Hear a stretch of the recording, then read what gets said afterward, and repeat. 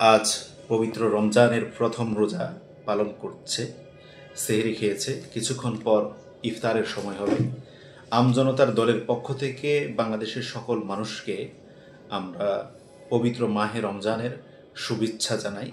একই সাথে দুঃখের সাথে বলতে হয়, আমরা বিগত 52 বছর যাবৎ বাংলাদেশ নামক একটি রাষ্ট্রে বসবাস করি, যে রাষ্ট্রটি 71 সালে স্বাধীনতা যুদ্ধের মাধ্যমে এই রাষ্ট্রটি স্বাধীন হয়েছে। কিন্তু আমরা এই স্বাধীন রাষ্ট্রেও যেন কেন পরাধীনভাবে মুসলিম অধ্যুষিত এই দেশে বসবাস করতে হচ্ছে। 92% মুসলমানের এই রাষ্ট্রে আমরা আর চাই না আমরা এভাবে পরাধীনভাবে বেঁচে থাকতে। আমরা চাই স্বাধীন বাংলাদেশে স্বাধীনভাবে বেঁচে থাকতে।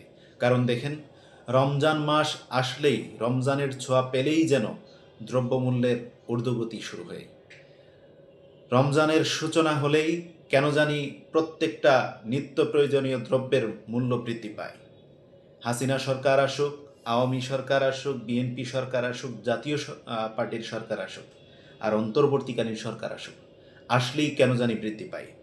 গতকালকে আমরা বাজারে গিয়ে দেখলাম যে শশা আমরা 20 টাকা কেজি কিনেছি, সেটি হুট করেই হয়ে গেছে 120 টাকা কেজি। কাঁচামরিচ সেটার মূল্য বৃদ্ধি পেয়েছে, পেঁয়াজ সেটার মূল্য বৃদ্ধি পেয়েছে। এরকমভাবে বেশ কিছু পণ্যের দাম বৃদ্ধি পেয়েছে। আমরা তীব্র থেকে তীব্র প্রতিবাদ জানাই।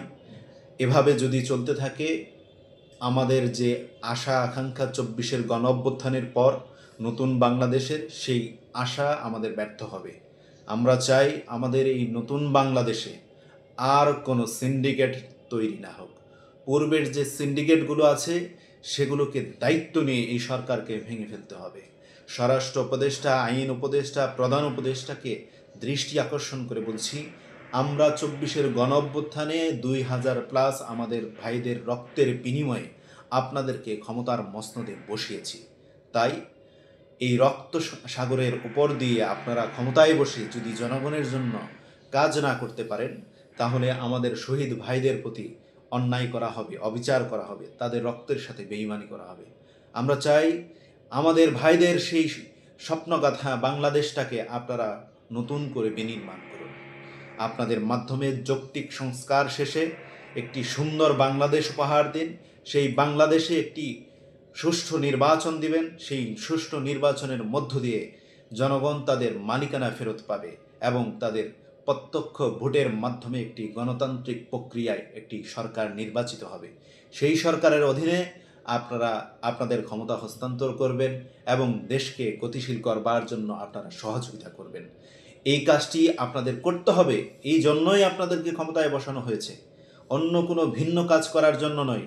আপনারা বিগত 6 মাসে গঠনমূলক কিংবা উল্লেখযোগ্য কোনো ধরনের পরিবর্তন ঘটাতে পারেননি।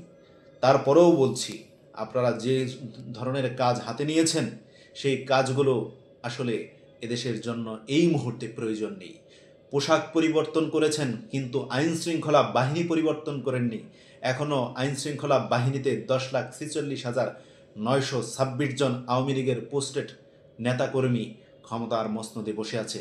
তাদেরকে আপনারা কেন এখনও উইথড্র করেননি? তাদেরকে উইথড্র করতে হবে। এবং আমার দেশে 35 লাখ গ্র্যাজুয়েট কমপ্লিট বেকার রয়েছে, তাদের মধ্য থেকে সংক্ষিপ্ত ট্রেনিংয়ের মধ্য দিয়ে আইন শৃঙ্খলা বাহিনীতে ইনক্লুড করুন এবং তাদের মাধ্যমে আইন শৃঙ্খলা বাহিনী সাজান।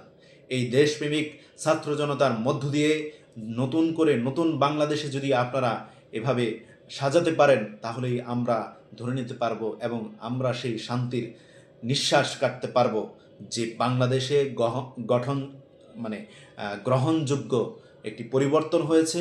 আর কোনো অপারেশন ডেভিল হান্ট চালাতে হবে না। অপারেশন ডেভিল হান্ট চালাচ্ছেন, ধন্যবাদ জানাই, তবে এটি আরও আগে প্রয়োজন ছিল, আরও 6 মাস আগে প্রয়োজন ছিল।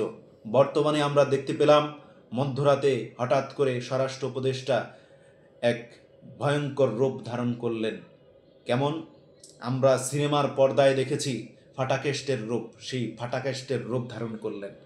আমরা জানাই, ধন্যবাদ জানাই, এই ফাটাকেস্টের রূপটা যদি আরও 6 মাস আগে ধরতে পারতেন, তাহলে আওয়ামী ফ্যাসিস্ট যারা ক্ষমতার চেয়ারে বসে থেকে লুটপাট নৈরাজ্য আমাদের ভাইদেরকে খুন করেছে, হত্যা করেছে, তাদেরকে গ্রেপ্তার করতে পারতেন এবং সেনাবাহিনীর কাছে যারা আশ্রয় নিয়েছিল প্রায় 700, তাদেরকে আর ছেড়ে দেওয়া হতো না। তাদেরকে গ্রেপ্তার করে আইনের আওতায় তুলে দিতেন। তাদেরকে কেন আপনারা ছেড়ে দিলেন? তারা কারা ছিল? তাদের নাম কেন প্রকাশ করলেন না? আমরা সেই প্রশ্ন করতে চাই। সর্বশেষ একটি কথা বলতে চাই, পবিত্র মাহে রমজানকে সামনে রেখে তার পবিত্রতা রক্ষা করতে হবে। আমজনতার দলের পক্ষ থেকে আমরা সকলকেই পবিত্র মাহে রমজানের শুভেচ্ছা জানাই। একই সাথে সরকারকে বলবো, মুসলিম অধ্যুষিত এই বাংলাদেশে মুসলমান যে পবিত্র রমজান পালন করছে, ইবাদতের মাস হিসেবে এই ইবাদত করছে, সেটাতে রাষ্ট্রের পক্ষ থেকে সহযোগিতা খুবই গুরুত্বপূর্ণ ভূমিকা রাখবে। সেই জন্য রাষ্ট্রকে সহযোগিতা করতে হবে, জনগণের পাশে দাঁড়াতে হবে। ধন্যবাদ।